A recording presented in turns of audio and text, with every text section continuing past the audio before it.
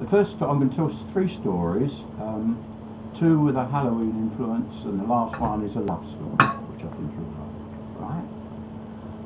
The first story I'm starting with is the first one that I ever said. God knows it. It's based on an incident that I had in the city towards the end of my working life. I was for some 20 years a foreign exchange dealer in the city. And around about 1978-79, Mrs. Thatcher came to power, who we know well, and deregulation set in. I was offered either a good redundancy package or to carry on another section, and I didn't want to. I took the money and basically ran. I was in charge of the international section, so I had 3 or 4 months to run that section down. But things changed. Foreign exchange dealing became very sexy. The banks come in, bought the firms. Our firm was bought and merged. The dealing room became vast, and we took on a new manager for the dealing room. A young man by the name of Justin. He was 29, very ambitious, very greedy, and quite ruthless as a dealer. If someone made him a price or offered him a deal, they couldn't welsh on it, because he would go to the management, he would do all sorts of things. He'd say, "You've dealt." Right? Okay, fine. So, Vicky, would you like to hear the story of Justin? Yes, please. Come sit down. No. You don't mind if the others sit in and listen, do you? What's that? Can I sit here? Oh. Sit there and that's the listening chair. Now, Justin was a very greedy man, but he was a good dealer. But he took to taking me out to lunch every Tuesday. He would take me for a quick beer and a quick lunch, basically because he wanted to tell me how good he was, how great he was, and how much money he made, and how much he could do. Right? Because he knew I had the ear of the directors, and it could get back to them. We used to go to a pub called the Jamaica Wine House. It's where Lloyd's underwriting started, in the city between Lombard Street and Threadneedle Street. In that pub was a little snack bar. And we would go down there at 11:30 when it opened. He would have his vodka and whatever, and I would have a Beck's, and then we'd go across to the chop house and have a quick lunch.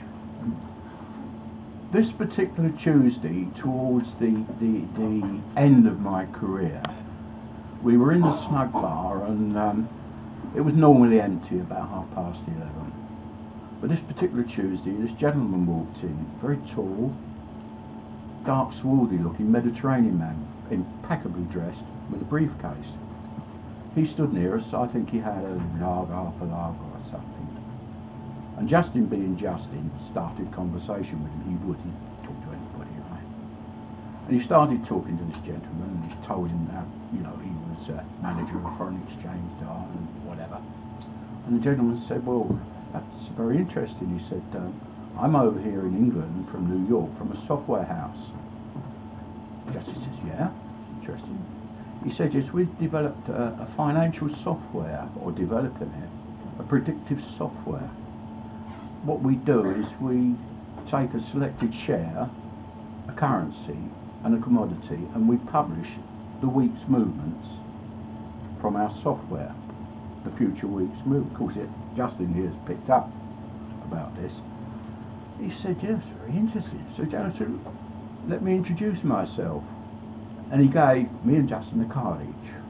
Right? He was Mediterranean. It was one of those Greek names, Stophalot, whatever. Unpronounceable. Totally unpronounceable.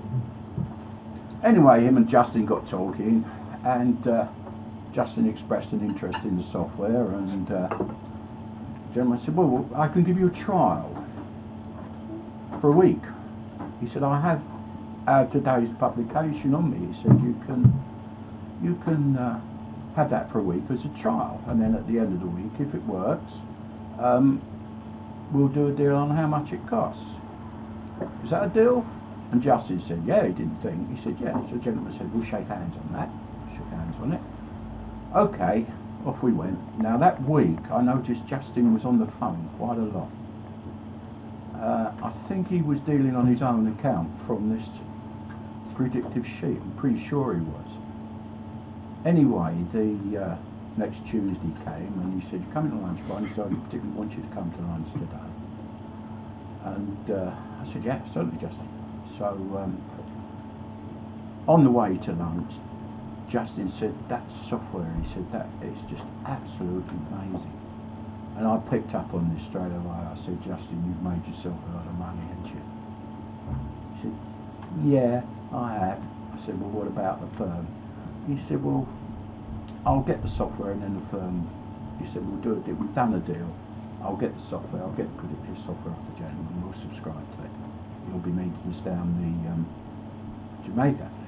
Fine. Got down there about 11:30, about quarter to 12. In walked the gentleman, very tall, impeccably dressed. He really was.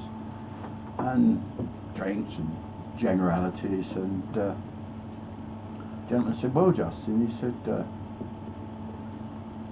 "what do you think?" So Justin said, "Well," he said, "it's absolutely marvellous." He said, "What's the subscription fee? You know, can we now start talking money?" And the gentleman said, "Yes, of course, Justin." He said, "We'll start," and he calculated out, and the rest of it. He said, and he mentioned a figure to Justin. It was quite a large figure, but then again, it was a very good software. So the gentleman said, "Well, is that agreed?" So Justin said, "Yes, of course it's agreed. It's high, but so what?" So the gentleman said, "Well, can you please arrange now a banker's draft, so I've got to get back to New York tomorrow."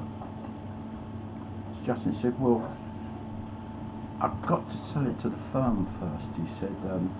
He said, "I've got quite a bit of money." He said, "Can I sort of put a deposit?" And the gentleman said, "Well, no, we did a deal." And Justin said, "Well, I don't quite know how to handle this." He said, "I can actually pay for it. I mean, I could arrange a second mortgage on the house or something like that." The gentleman said, "No, Justin, we did a deal."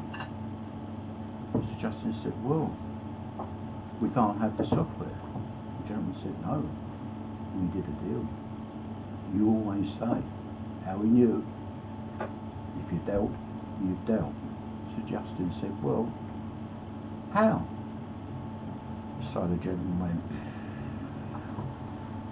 and he raised his arm like this, and he pulled his sleeve back. And I was standing there watching him pull his sleeve back. And he reached out with his hand, and it disappeared into Justin's chest. And I could see the hand slightly moving. And when he withdrew it, there was a little black silhouette. Justin's soul. Opened his briefcase. I happened to look in the briefcase. It was heaving blackness, and there were soft moans, lost souls. The man just dropped Justin's soul in the briefcase, closed it, walked out. Justin was white, pale, he was ill. So I called the barman, and he brought the bar phone over. I phoned the office, told them the situation. Justin is really ill. So they said, "Well, we'll send the car round. We can take him to the company doctor in High Street. We'll look after him till then." I said, "Yes." So the car came, took Justin out. I got him in the car. He could hardly walk. And I was walking back to the pub to finish my drink to the Jamaica White House. And I remembered the card the gentleman had given me. Who is this man? So I pulled the card out of my wallet, looked at it. You know that trick they do in films where the ink runs and the writing appears? That's what happened. The ink started to run and the name started to appear. Mephistopheles. Get it? Yeah.